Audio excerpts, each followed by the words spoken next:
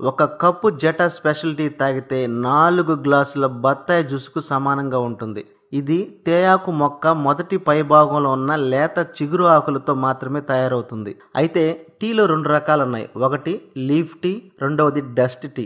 Leaf tea అనేది లేత చిగురు ఆకులను ఎండబెట్టి పొడి చేసి తయారు చేస్తారు. మన జటా స్పెషల్ టీ కూడా ఈ లేత చిగురు ఆకులతో ఎండబెట్టి పొడి చేసిందే. ఇంకా తేయాకులో 3 రకాల ఆకులు ఉన్నాయి. మొదటిది చిగురాకు, రెండవది మిడిల్ ఆకు, మూడవది ముదురాకు. ఈ చిగురాకు నుంచి టీ పొడి తయారు చేస్తారు.